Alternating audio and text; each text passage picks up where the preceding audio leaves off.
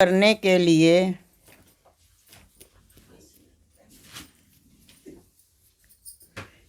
इस विधि को करने के लिए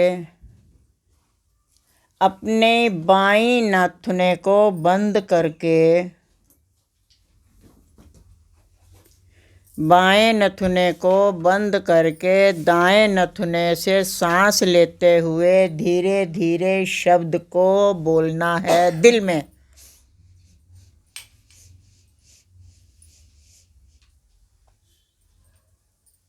जितना भी आप बोल सकते हैं अंदर ही अंदर जल्दी जल्दी में सांस को भी लेते रहना है और शब्द को भी बोलते रहना है। फिर उसको कुछ क्षण के लिए रोक देना, अर्थात हमारा पहले हमने श्वास में शब्द को लेते लेते जो है रेचक करना है, फिर उसको रोकना और फिर बाईं साइड से निकाल के पूरा कर देना है।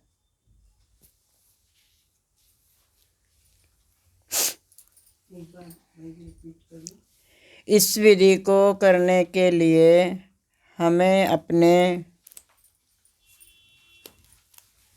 बाएं नथुने को बंद करके दाएं नथुने से सांस लेते हुए अंदर ही अंदर शब्द को बोलना है। और जब थक जाएं तो कुछ क्षण के लिए श्वास को रोककर कुंभक करना है और फिर बाएं नथुने से श्वास को छोड़ते हुए पूरक कर देना है।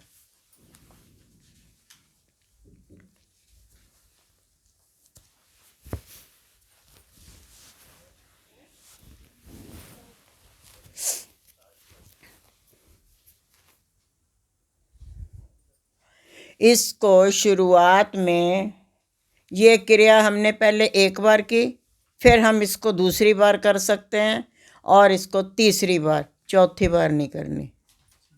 बस 3 बार ही करना है। पहले दिन इसको करिए, फिर अजपा पे बैठ जाइए और फिर जब मन इधर उधर डिस्टर्ब हो फिर इसी को दोबारा से करके फिर अजपा पे बैठना है। और फिर तीसरी बार में चाहो तो अजपा पे करके बैठ सकते हो, चाहे नॉर्मल बैठे रहो। क्रिया को दोहराना केवल तभी है जब अजपा पे बैठने के बाद मन इधर उधर हाला डोला मचाए, तब फिर हम इसको जो है फिर से क्रिया को दोहरा सकते हैं। जैसे अब आप मुझको देखिए।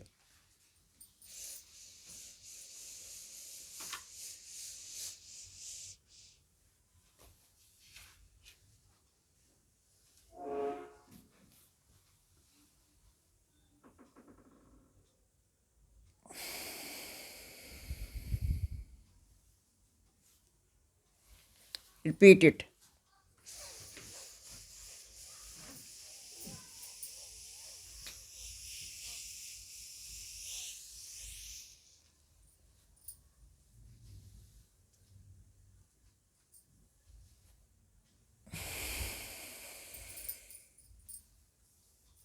मुझे समझाना आया?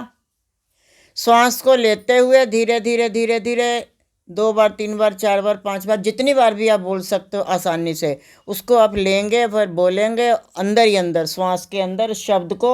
और फिर उसके बाद में जब आप थक जाएंगे तो आप हाथ को बदलिए पर श्वास को रोक के, और जितनी देर रोक सकते हैं रोकें, उसके बाद उसको धीरे से छोड़ दें। ठीक।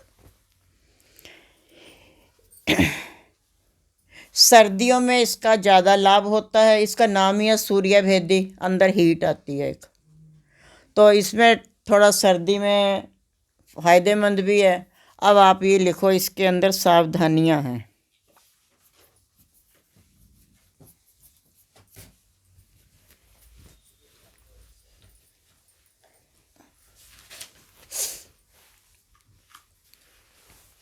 इसका उपयोग सर्दियों में अधिक लाभदायक है। गर्मियों की अपेक्षा आप इसे सर्दी में ज़्यादा कर सकते हैं।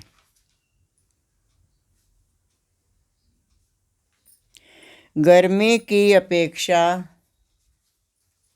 आप इस क्रिया को सर्दी में ज़्यादा करें तो लाभ में रहेंगे। दूसरा, इस क्रिया को 3 बार से अधिक मत करें।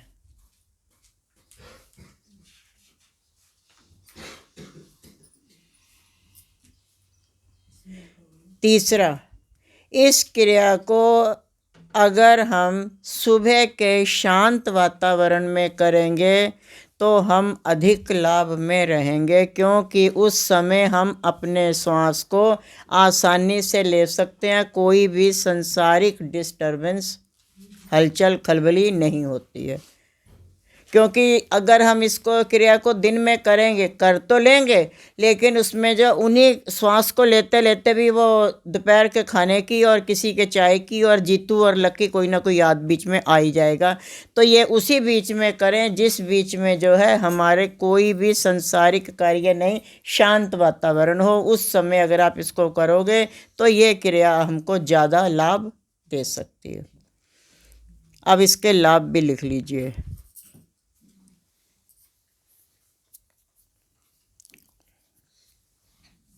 यह क्रिया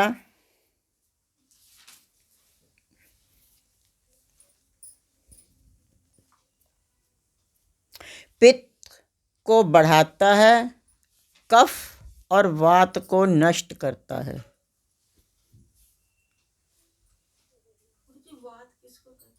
गैस, पित्त होता है, कभी कभी आपने देखा होगा वॉमिटिंग आती है, कुछ पीला पीला लिक्विड सा निकलता है, तो वो उसको कहते हैं अंदर पित्त बढ़ गई है। जब पित्त बढ़ जाती है तो सबसे पहले उबाक आएंगे, पीला पीला लिक्विड निकलेगा और आपको भूख नहीं लगेगी, सबसे बड़ी बात है। लेकिन क्योंकि जो है हमारे शरीर के अंदर सिर्फ 3 बीमारियां होती हैं, कफ वात पित्त। कफ मतलब जब आप पता ही है, नॉर्मल आप भाषा में कहते हो कफ आ रहा है ये वो। और पित्त जो होता है ये पीला पीला जो है, पित्त जब बढ़ने लगता है तो हमारा कभी कभी जी मचलाएगा, मन कच्चा कच्चा होएगा, वॉमिटिंग होने को होएगा। अगर वॉमिटिंग होएगी भी, खाली पेट भी होएगी, और अगर वॉमिटिंग होएगी भी तो एक पीला सा लिक्विड निकलता है। और इस कारण इसकी एक पहली पहचान है, वैद्य लोग सिर्फ दवाई में, दवाइयाँ जो देते हैं उस दवाई में सिर्फ इसी दवाई की जो है इन्हीं कोई आगे पीछे करके देखते हैं कि अगर वात बढ़ गया है अर्थात गैस बन गई है तो फिर आपको उसी हिसाब से दवाई देंगे, और अगर आपके अंदर वात बढ़ गया है तो उसी हिसाब से दवाई देंगे, कफ बढ़ गया है तो उसी हिसाब से दवाई देंगे। तो ये क्या करता है, पित्त को बढ़ाता है, लेकिन पित्त उतनी ही बढ़ाएगा जितने में, एक तरफ तो ये पित्त हमारे लिए बहुत नुकसानदायक है, जी कच्चा कच्चा आता है, ये होता फलाना, और एक यही पित्त है, अगर हमारे अंदर पित्त ना बने तो हमारा खाना डाइजेस्ट नहीं हो सकता। ये खाने को डाइजेस्ट भी करता है। जिस व्यक्ति को ये है कि हाँ हमें अपच सा रहता है, हमारा खाना हजम नहीं होता है, ये परेशानी रहती है, हमें कुछ भी खाएं तो अफारा सा बना रहता है, उसके लिए दवाई से ज़्यादा ये क्रिया ज़्यादा इफ़ेक्टिव है। और ये हमारे खाने की पाचन शक्ति को भी बढ़ाता है, लिख सकते हो। बड़े आंसू पोंछने वाला तो कोई आ जाएगा, पर नाक पोंछने वाला कोई नहीं आएगा।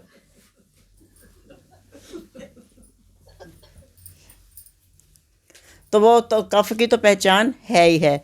तो इसी वजह से जो है ये जो, और जब मैं इनमें से किसी की भी मात्रा कम अधिक हो जाती है उसका अटैक सबसे पहले हमारे भूख पे आता है। कभी हमें भूख लगती नहीं, और कभी आप करते हो आज हम बेटर हैं, हमारी तबीयत ठीक है, आज हमें खाने में स्वाद भी है, आज हमें भूख भी लग रही है, आज हम खाना खा भी सकते हैं। और अगर इन्हीं में से ही तीनों में से कुछ गड़बड़ हो जाती है तो उसका अटैक हमारे पेटूराम पे होता है, और पेटूराम कहता जी मैं तो फूल लूँ, क्योंकि अंदर गैस भर चुकी है।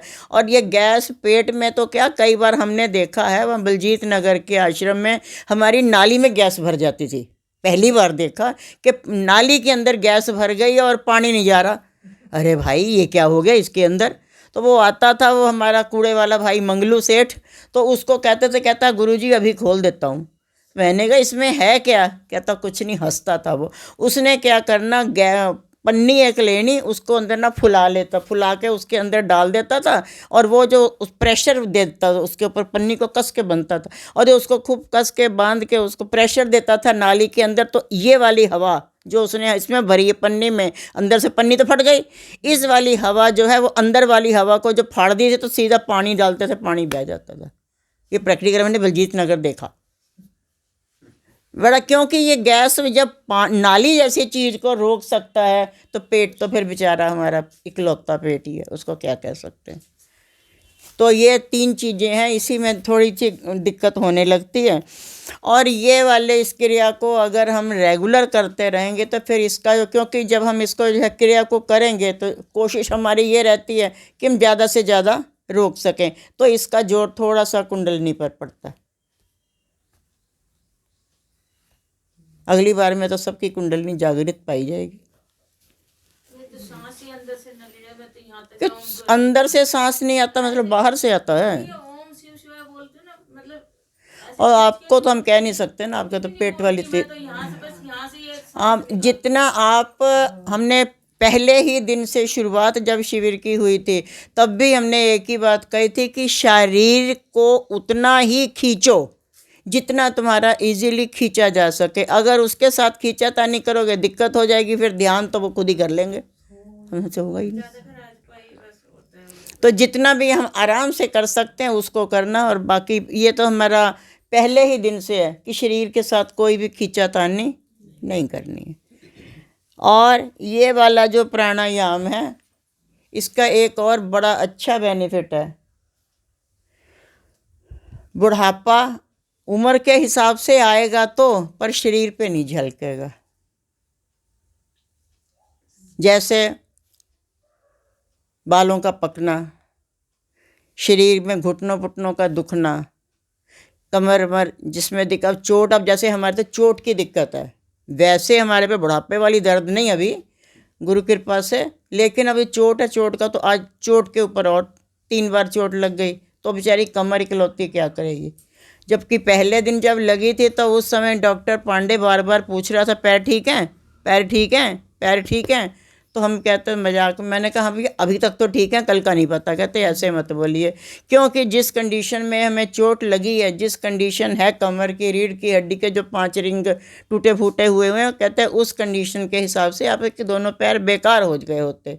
पर वो पिछली बार भी यही बात हुई थी कि वो ऐसा कुशल किसान है, टूटे मटकों से भी काम वो ले ही लेगा, तो उसने लेना ही लेना, कर लेंगे वो। कई बार उसने वो योगेश लेकर के गया उस रिपोर्ट को, यहाँ प्रोग्राम हुआ, बताया कि कमर में दर्द है, बेचारा रिपोर्ट लेके चला गया। डॉक्टर ने देखा तो डॉक्टर कह रहा है ये बंदा बिल्कुल बेड पे होगा, उठ नहीं सकता होगा। योगेश कहता है जी वैसे अभी तो नाच रहा था। कहता आप भी जाओ और अपनी रिपोर्ट ले जाओ, मैं मेरे जुड़े हाथ। तो ये है कि ये तो मालिक की है, वो कैसे इन टूटे मटकों से काम कराएंगे, ये तो इनकी बात है। बाकी वैसे बुढ़ापे से आने से पहले पहले बहुत से शरीर के अंदर अजीब से सिम्टम आने लगते हैं, तो ये वाला जो प्राणायाम है उन सिम्टमों को रोकता है, उसमें भी हमको जो है परफेक्ट बना करके रखता है। और जठरागिन अग्नि को बढ़ाता है, ये लिख लो बेशक कि ये प्राणायाम हमारी जठरागिन अग्नि को बढ़ाता है।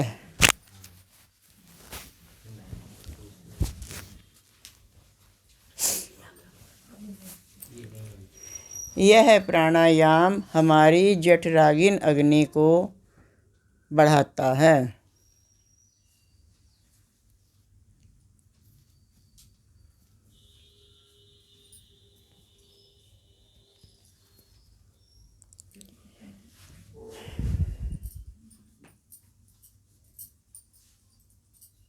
लिख लिया? अब आप इसका जो है इच्छा होए तो प्रैक्टिकल कर लेना।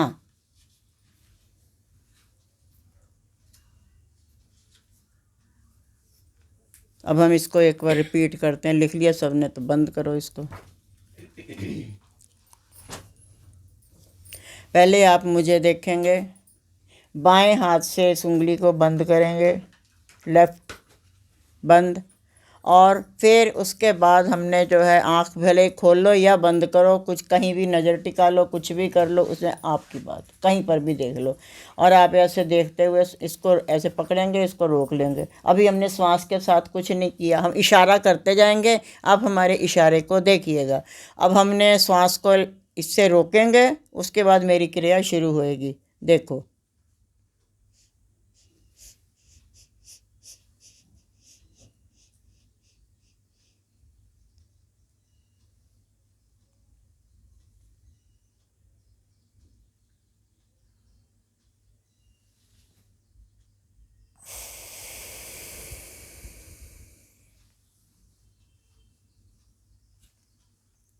समझाना आया? हाँ। जैसे मतलब हम शब्द को आगे अंदर चलाएंगे तो जब हम हाथ उंगली में करेंगे तो मतलब वैसे उतनी बारी मतलब बोल के छोड़ना है कि एक ही बारी में? उसमें तो हमने बोलना ही कुछ नहीं। नहीं, जैसे अंदर ना ना, उसमें तो हमने ऐसे ही छोड़ देना। हमने, आप ये सोच लीजिए कि आपने श्वास को लेकर के ना शब्द को ले लिया, श्वास में शब्द को खींचा और उसको रोक दिया, और शब्द हमारा रुका हुआ है, खाली श्वास आ रहा है। जब हमने श्वास छोड़ना है उसमें हमने शब्द नहीं लेना, श्वास को ऐसे ही छोड़ देना। आप ये सोचिए कि आपने जो है पानी को निकाला कुएं से, अब आपने पानी को निकाला और जब रस्सी खोलोगे तो उसकी मुंडेर पे मटकी को या बाल्टी को रखोगे तो आप क्या फिर जब बाल्टी रोकोगे पलटोगे तो क्या पानी गिरा दोगे? नहीं। हमने रस्सी खींच ली, ठीक, और रस्सी को खींच के पानी, हमने ये सोच लीजिए रस्सी को जो खींचा है तो ये हमने रेचक कर लिया, पानी को खींचा, ये हमारा रेचक हो गया। उसके बाद में हमने उसको रोका मुंडेर पे, उतनी देर में रस्सी खोल ली और रस्सी खोल के हमने पानी को हटा दिया और पानी हमने धीरे से नीचे रख दिया, पर पानी हमने गिराया नहीं है, ठीक। और इसी में श्वास को छोड़ते समय हम शब्द नहीं बोलेंगे, बस। अब आप फिर से करो, मुझे देखो और फिर करो।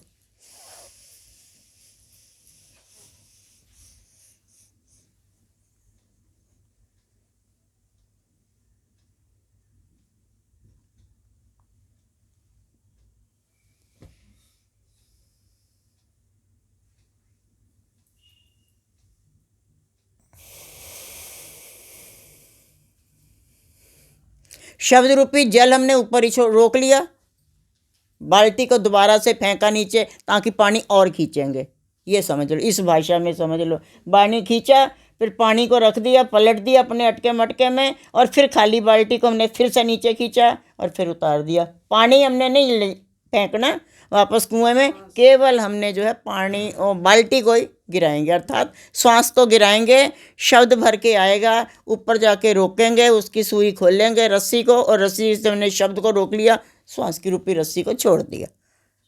अब ऐसे ये तो मामला सही है। चलो कुएं की रस्सी, पानी खींचो सब लोग।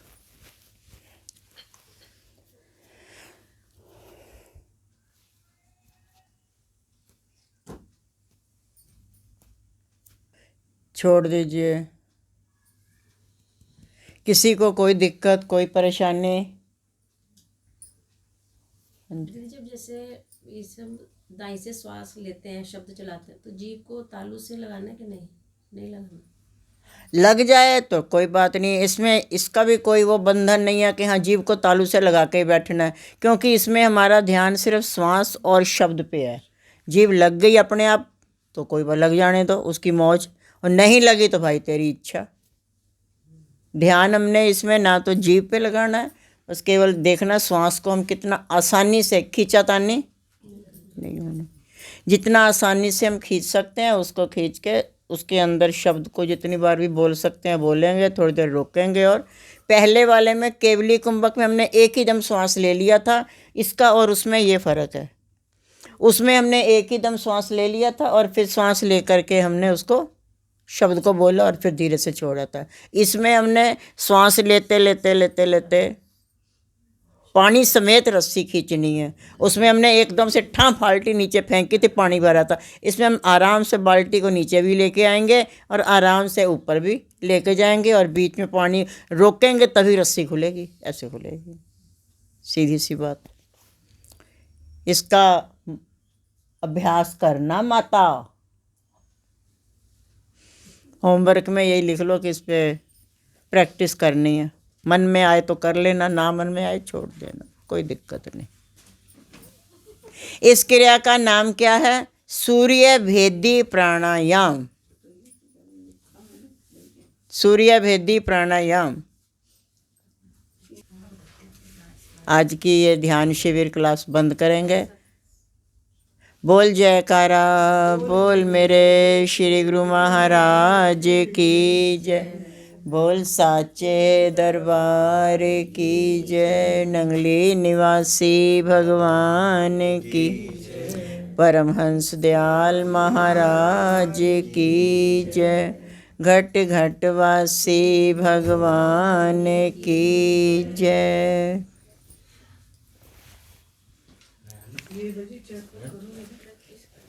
बोलो जयकारा बोल मेरे श्री गुरु महाराज की जय। बोल साचे दरबार की जय। श्री नंगली निवासी भगवान की।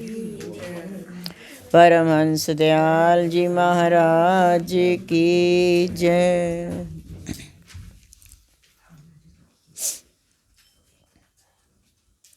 ना भूलियो ना भूलियो ना भूलियो ना भूलियो ना भूलियो श्री राम को बंदे ना भूलियो ना भूलियो श्री राम को बंदे ना भूलियो ना भूलियो ना भूलियो ना भूलियो ना भूलियो श्री राम को बंदे राम को बंदे ना भूलियो। राम भजन को मानुष्य तन है। राम भजन को मानुष्य तन है।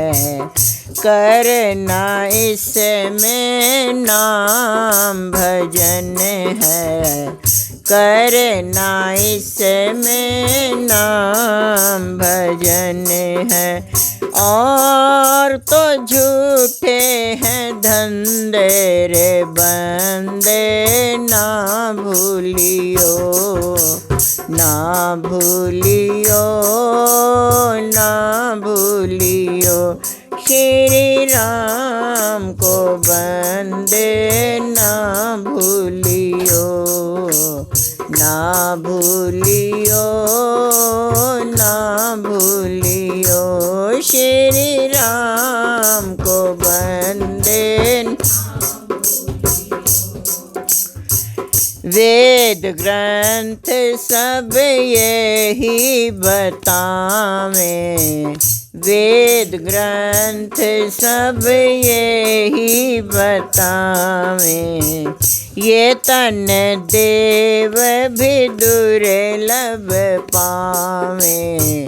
ये तन देव भी दुर्लभ पावें। समझे जरा मन अंधेरे बंदे ना भूलियो ना भूलियो ना भूलियो ना भूलियो ना भूलियो श्री राम को बंदे ना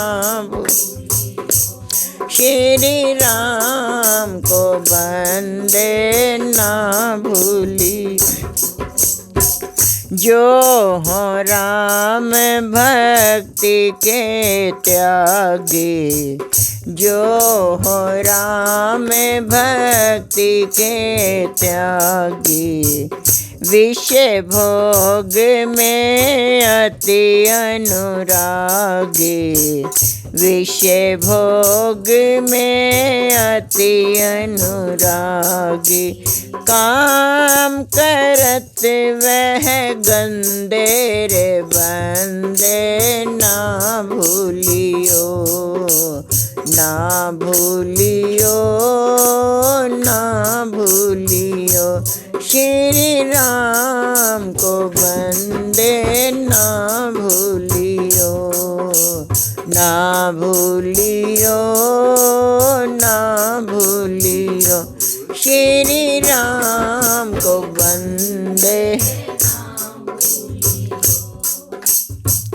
दासन दास चेत रे प्राणी, दासन दास चेत रे प्राणी। ये माया है भरम भुलाने, ये माया है भरम जिस फैलाए हैं फंदे रे बंदे ना भूलियो, जिस फैलाए हैं फंदे रे बंदे ना भूलियो, ना भूलियो, ना भूलियो, ना भूलियो, ना भूलियो। श्री राम को बंदे ना भूलियो, श्री राम को बंदे ना भूलियो, श्री राम को बंदे ना भूलियो, प्यारे राम को बंदे ना। बोल जयकारा बोल मेरे श्री गुरु महाराज की जय, बोल साचे दरबार की जय, नंगली निवासी भगवान की जय, दयालु परमहंस दयाल महाराज की जय, बोल मेरे श्री गुरु महाराज की जय, बोल साचे दरबार की जय, नंगली निवासी भगवान की जय, परमहंस दयाल जी महाराज की जय, घट घट वासी भगवान की जय। इष्ट देव भगवान की परम प्रिय आत्मा, इस साल का पहला शिविर गुरु कृपा से, अभी बीच में ना एक क्वेश्चन आया था मेरे पास कि हम जब ध्यान पे बैठते हैं तो हमने अपने ध्यान को या अपने चिंतन को मन में रखना है या दिमाग में रखना है। एक क्वेश्चन आया था। सबसे पहले तो प्यारे हमको ये जान लेना चाहिए कि हमारे विचार का जन्म कैसे होता है।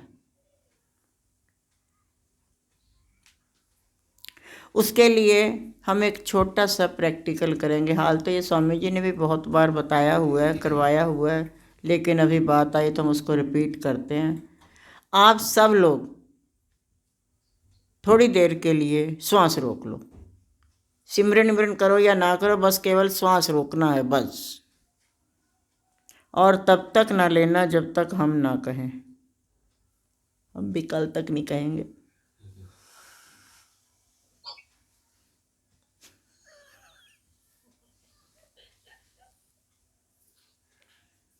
छोड़ दो। मेरे को आप इतना बताइए कि जितनी देर आपका श्वास रुका, क्या उतनी देर में कोई विचार आया? ईमानदारी से बताना भाई। मेरे आया था कि आपको वो सांस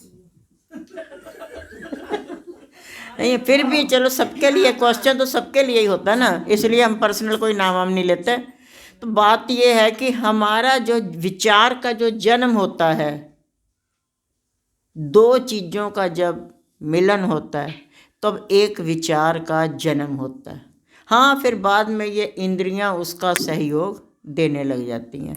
अब वो चीज़ क्या है? एक तो हमारा दिमाग और दूसरे हमारे श्वास।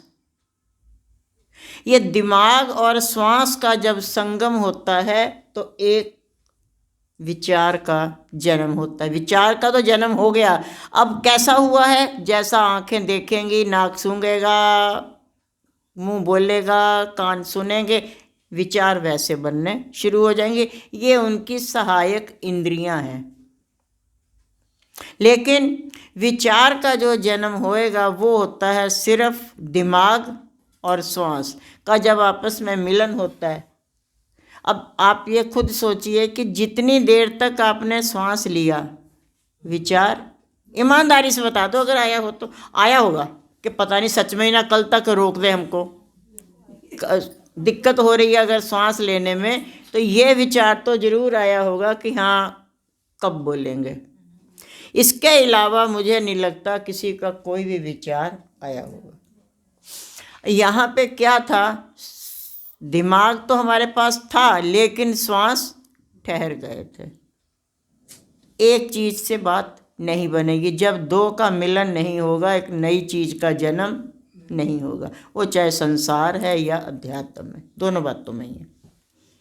तो प्यारे, अब आपने दूसरे शब्दों में कभी किसी पागल व्यक्ति को देखा हो, कभी कोई टकर गया हो, क्या वो विचार करता है?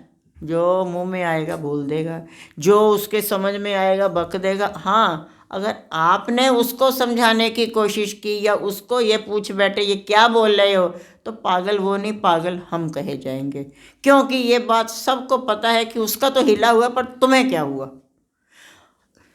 अब वहाँ पे क्या घटना घट गई है, वहाँ पे श्वास तो है लेकिन इसने साथ छोड़ दिया है, इस कारण से विचार नहीं बन रहा है। तो सबसे पहले तो जब हमने ध्यान पे बैठना है, इसीलिए हमारा दिमाग सबका बना रहे, मालिक से प्रार्थना है कि सबको तंदुरुस्त रखें, लेकिन हम श्वासों के साथ तो तोड़ फोड़ कर सकते हैं अपनी मर्जी से, दिमाग के साथ नहीं कर सकते ना, तो श्वास को तो रोक सकते हैं। तो हमने जब तक कि हमारे अंदर कोई विचार ना बने, इसलिए हमने श्वासों को ठहरा दिया है। अब यहाँ पे हमने जो ध्यान रखना है, ना मन पे रखना है ना दिमाग पे रखना है, हमने अपना ध्यान सिर्फ श्वास पे रखना है।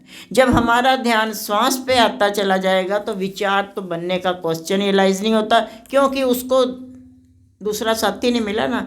अकेला चना भाड़ नहीं फोड़ सकता, तो ये अकेला भी क्या करेगा।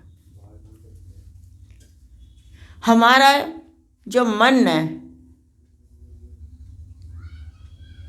एक या आत्मा कह लीजिए, अब हमारी जो आत्मा है मन के घेरे में चारों तरफ से फंसी हुई है।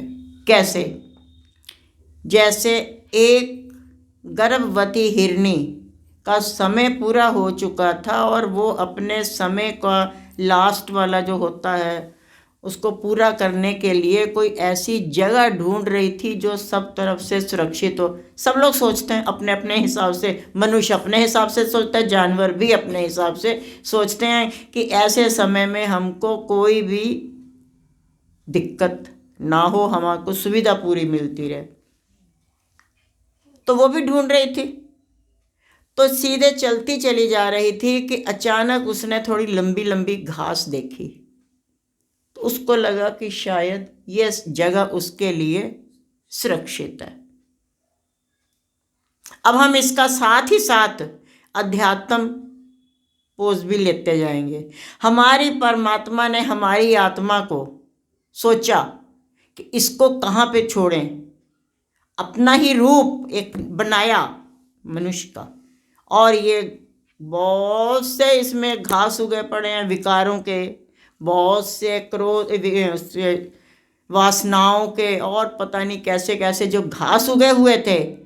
तो भगवान ने तो अपने हिसाब से सेट कर दिया, लेकिन जो साथ में मन है, क्योंकि वो मन के साथ जुड़ा हुआ है, और उधर भी हिरनी के साथ उसका शावक भी जुड़ा हुआ है, ऐसे ही हमारे मन के साथ ही हमारी आत्मा भी जुड़ी हुई है। तो परमात्मा ने उसको सोचा ये शायद बढ़िया सा है, यहीं पर उसको स्थिर कर दिया।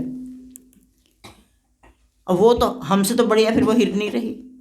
उसने अपनी तरफ से तो देखा कि ये जगह उसके लिए बिल्कुल सेफ है। जैसे उस कुल मालिक ने सोचा कि आत्मा को टिकाने के लिए ठीक है, घास बढ़िया बढ़िया है, यहाँ पे इसको सुरक्षित कर देता हूँ, क्योंकि ये मेरा ही रूप है। अपना रूप दिया ना मालिक ने, छोड़ दिया। अब खुद भी वहीं छिप के बैठ गया आत्मा के बीच में। हमने अब उस आत्मा से परमात्मा को प्रकट करना है, जैसे हिरनी ने बच्चे को प्रकट करना था। अब वो मन की वासनाओं के साथ, मन के सारे उन संकल्प विकल्पों के साथ में उलझ के रह गई। ठीक, अब इधर क्या होता है, उस हिरनी ने वहां पे पहुंच तो गई ये सोच के कि शायद मेरी ये जगह सुरक्षित है, जैसे उन्होंने यहाँ पे सारा मामला सेट किया। लेकिन हिरनी ने देखा कि आसमान पे बड़े भयंकर काले बादल गरज रहे थे, गरड़ गरड़ गरड़ गरड़ कर रहे थे, बहुत एकदम, जिसको सुन के वो डर रही थी कि अगर उस टाइम पे ये बरसात हो गई तो बच्चे के लिए नुकसानदायक होगी। ये बात तो हर माँ समझती है, चाहे वो मूक है और चाहे इंसान है। डर नहीं, उसने सोचा अच्छा हो सकता है मैं इधर। अचानक उसकी राइट साइड पे जब नज़र पहुंची तो वहां पे उसने क्या देखा, एक शिकारी बिल्कुल तीर तान के ही खड़ा था और हिरनी खड़ी थी सामने। हिरनी के ऊपर शिकारी ने तीर तान रखा था। अब थोड़ी सी और भयभीत हो गई, अभी तो ऊपर का मामला ही था। अब उसने जब दाईं तरफ को देखा है तो वह शिकारी हिरनी पे ही निशाना साधे है।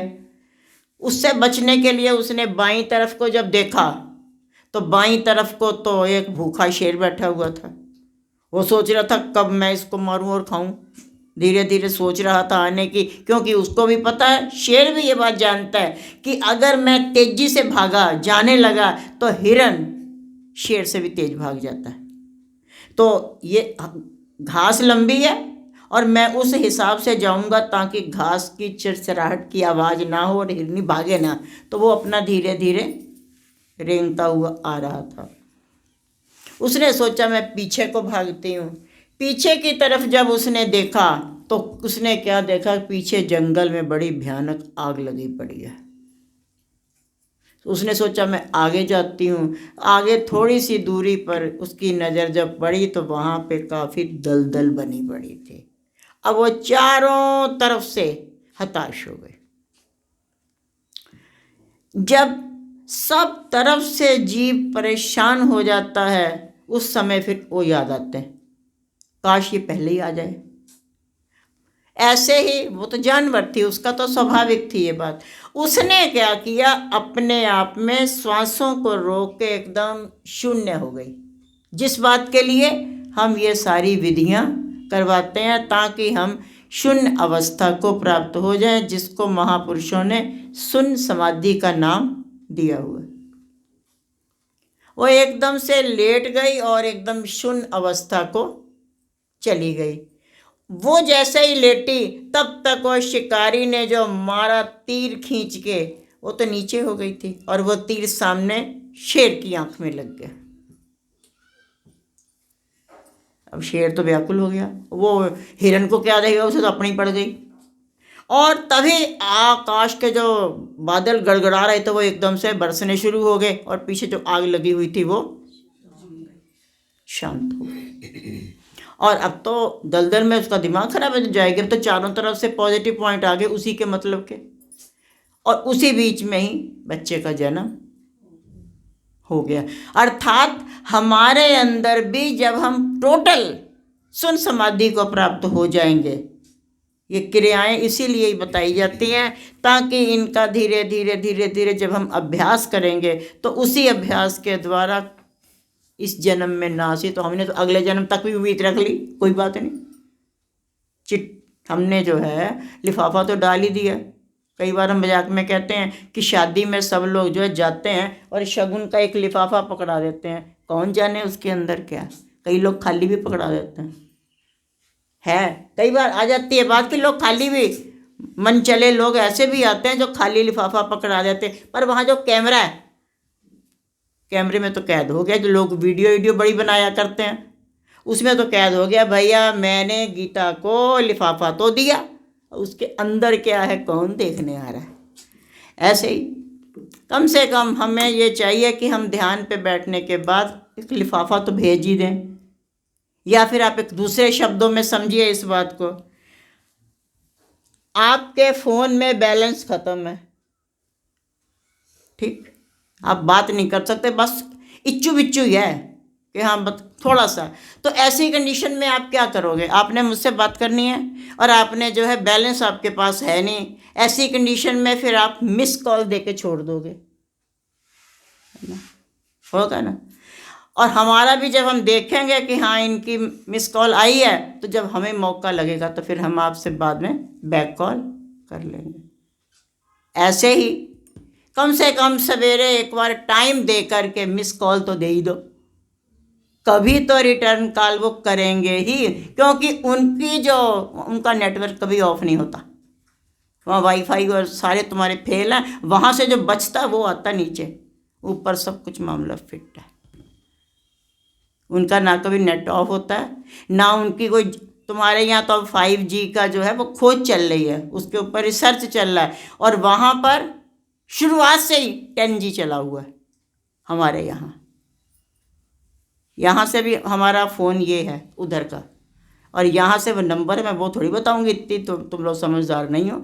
यहाँ से हम नंबर मिला कर के कॉल कर सकते हैं उस ईश्वर से, उनका नेटवर्क कभी भी ऑफ नहीं होता। हाँ नहीं होगा, बिज़ी होंगे, क्योंकि वो हम अकेले ही थोड़ी ना है हम उनके लिए। कोई बात नहीं, मिस कॉल तो एक बार दे ही देते हैं, हमारे पास तो गिनती के श्वास हैं प्रभु, बैलेंस पता नहीं कब ख़त्म हो जाए, तो छोटी छोटी मिस कॉल तो हम दे ही सकते हैं ना। ऐसे ही, और वो मिस कॉल जब हो सकता है किसी दिन वो हमसे नाराज़ ही हों, मालिक हैं भाई, क्या कर सकते हैं, क्योंकि हम उनकी आज्ञा का पालन तो कर नहीं पाते हैं, तो वो नाराज़ तो हो जाए तो कोई बात नहीं। अगर 10, 20, 15, 100, 1000, कभी तो वो मिस कॉलों को देख के उनको सोचेंगे ही, चल एक बार देखते हैं, हाँ भाई क्या बात है, बड़े फ़ोन कर रखे तूने, ठीक है सब, एक बार तो पूछ ही लेंगे। तो कम से कम प्यारे मिस कॉल हमको नियम से ज़रूर कर देनी चाहिए, ताकि जो है या मिस कॉल कर दो, नहीं तो खाली लिफाफा ही पकड़ा दो।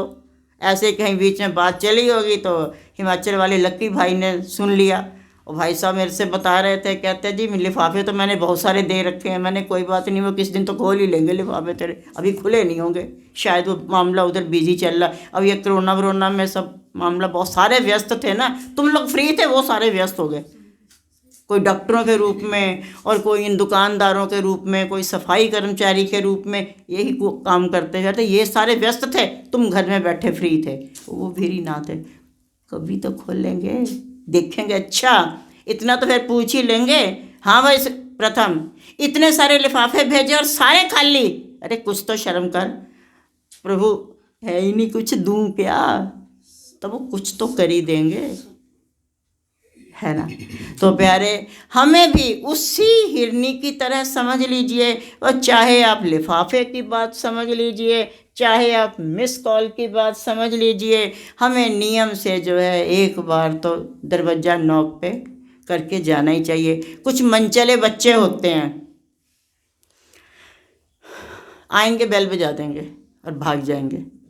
कई बार होता है, ग्राउंड फ्लोर में ये घटना बहुत घटती है, खेलते खेलते बच्चे जाएंगे, जो आंटियाँ ज़्यादा तंग करेंगी ना कि उनकी बॉल छिपा ली या उनको तंग किया, हम नहीं खेलने देंगे, ये नहीं करने देंगे, ऐसी आंटियों के लिए फिर बच्चे अपने तरह के एक शैतानी ढूंढ लेते हैं, दौड़ के जाएंगे, जाके बेल बजा के भाग जाएंगे। अब वो आएगी, फिर बार बार अगर घंटी बजती चली जाएगी तो एक बार तो मालिक खोल के देखेगा ना, ठहर जा मैं देखता हूँ कौन है ये इतना बार बार घंटी बजा के आ रहा है, खोलेंगे तो भाई। तो प्यारे समय का सदुपयोग करो, समय इस समय बहुत नाजुक मोड़ पे चल रहा, आगे आगे और भी अजीब सा समय आने वाला है। तो प्यारे इसी समय में जो कर सकते हो कर लो, जो कर सकते हो आपके हाथ में है, चाहे तो दलदल में फंस जाओ, चाहे उस आग में चले जाओ, चाहे हिरनी का शिकार उसका बन जाओ, शिकारी का, और चाहे शेर का, और चाहे शून्य होकर के उस ईश्वर की प्राप्ति को कर लो। ये सारा हमारे अपने ही हाथ में है, पर ये हमारी बात है, हम करेंगे क्या। ठीक है, जब तक है बताते हैं, विधियों को रिपीट करते रहोगे तो आपका भला हो जाएगा। तो प्यारे संत महापुरुष कोई आज मैं पहली बार नहीं कर रही, जब से सृष्टि बनी है तब से भगवान ने अपने साथ ही संतों को भी बनाया है, और संत भी आते हैं और आकर के समय समय पे जो है बताते हैं, ऐसे कर लो, ऐसे कर लो, ऐसे कर लो, ऐसे रह सकते हैं, ऐसे रह सकते हैं। और फिर उसके बाद जो तो उस बात को मान लेता है वो लाभ में रहता है, और जो नहीं मानता वो फिर हम सब की तरह पछताता है। तो प्यारे, क्या फ़ायदा का वर्षा जब कृषि सुखानी। अभी तो कृषि हमारे पास ही, और ना जाने कब वर्षा हो जाए। ये तो वर्षा तो इस देव के हाथ में है ना, तो ये क्या पता, वो इंद्र वाली वर्षा नहीं, इनकी कृपा की वर्षा ना जाने कब कर दें ये लोग। इसलिए हमें उनको याद करते रहना है, उनका चिंतन करते रहना है, और इसी में ही हमारा और आप सबका कल्याण है। बोल जयकारा, बोल मेरे श्री गुरु, बोल साचे दरबार की, नंगली निवासी भगवान की, परमहंस दयाल जी महाराज की जय। घट घट वासी भगवान, भारत के महापुरुषों की जय। आज श्री गुरु गोविंद सिंह जी के जन्मदिन की भी आप सबको बहुत बहुत बधाई हो। बोल साचे दरबार, आपको भी बहुत बहुत बधाई।